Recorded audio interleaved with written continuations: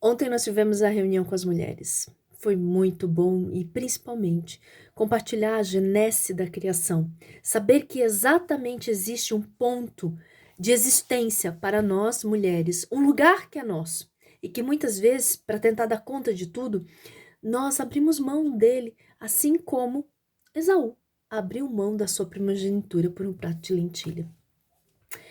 Mais do que simplesmente falar da palavra, eu acho que o significado da nossa existência é poder, de alguma forma, compartilhar, transbordar tudo isso que Deus tem nos dado. Eu quero ler um relato que eu recebi depois da nossa aula de ontem de uma das irmãs. Reflexão da aula: como não chorar com o sofrimento? Como agradecer a Deus pelo sofrimento? Através do seu sofrimento, irmã Rosângela, Deus pôde te levantar para buscar conhecimento e redistribuí-lo. O que seria você sem o seu sofrimento? O povo de Deus perece por falta de conhecimento. O que eu aprendi com a sua aula, a mulher de Deus deve despertar. Somos muitas vezes mulheres faz tudo, como esposas, e com isso somos geradoras de nossas próprias maldições. Se somos uma esposa que se comporta dessa forma, logo somos uma mãe que ensina a filha mulher a ser assim, e ela aprende muito rápido. A minha filha, por exemplo, aprendeu exatamente que deve ser assim. Mas a mãe de um filho, homem, logo ele aprende que se a mulher faz tudo, ele não precisa fazer nada. E se tiver um pai ausente, como mudar tudo isso? Fica o vazio do aprendizado de reverter isso. Não precisa fazer, nós resolvemos tudo, enquanto o futuro homem aprende a dormir. Pois quando acordar, está tudo resolvido. Engraçado que esse futuro marido ainda vai se achar no direito de exigir que esteja tudo pronto. Ou seja, não criamos o nosso ciclo de maldição? Bendito seja o sofrimento que traz conhecimento, minha irmã. A mudança que nós queremos, ela começa em nós. E ela pode começar hoje. Não importa se ainda temos que amargar alguns frutos dessa semeadura passada. O que importa é que o semearmos hoje colheremos no futuro, ou as outras gerações colherão no futuro. Dá tempo de mudar essa história, né? E ela termina com uma frase que diz assim: Deus ama a sinceridade do coração. Não perde nenhum capítulo de nossas vidas e permite o sofrimento e o tempo dele para livrar, moldar e fazer renascer.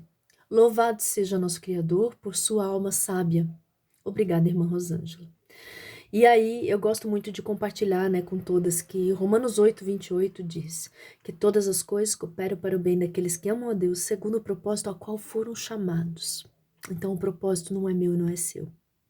Sim, eu achei essa mensagem propícia, exatamente porque nesse mês nós relembramos e reafirmamos o enfrentamento da violência contra a mulher. Emocional, física, financeira, que é chamado de patrimonial. Eu também fui vítima desse tipo de violência. Mas, ainda que alguns digam que não é possível significar, quem anda comigo nesses últimos 5 anos percebeu a trajetória que o Senhor me levou a trilhar, os caminhos que Ele me levou para ressignificar toda essa dor. Daquilo tudo, do abandono, do abuso patrimonial, emocional, o que ficou foi o aprendizado e a ressignificação, exatamente, a ressignificação de todas as coisas. Ou seja, tudo sempre acaba revertendo em glória para Deus. Porque o que eu tenho certeza é que se não fosse por Ele, não seria possível. Mas ainda que o choro tenha durado mais de uma noite, ainda que tenha havido dor, ainda que tenha havido sofrimento, não é eterno. Assim como o bem não dura para sempre, não há mal que seja eterno. Tudo vem em um tempo e tudo tem um significado. e um aprendizado nós retirarmos. Quando nós conseguimos transcender a dor, quando nós conseguimos evoluir e mudar de estágio e sairmos da posição de vítima para autoras da nossa história, nós nos levantamos.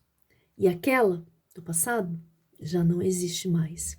E a que está aqui, ela sabe que existe um Deus que tem o controle absoluto de todas as coisas e que ainda que alguns saiam impunes à justiça do homem, a justiça de Deus, ela vai chegar no seu tempo.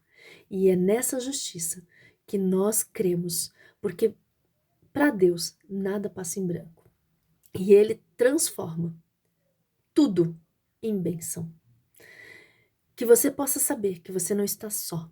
Que como você, há outras mulheres que sofrem e estão buscando um caminho de ressignificação.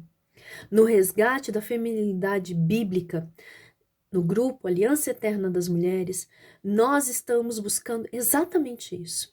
O caminho de volta, voltar ao Jardim do Éden, aquele lugar que Deus criou para nós mulheres. E saber que quando nós assumimos essa posição, nós estamos leves e vivendo o propósito ao qual nós somos chamadas. Que o Eterno te abençoe e te guarde. Reflita novamente nessa mensagem. Shalom, shalom.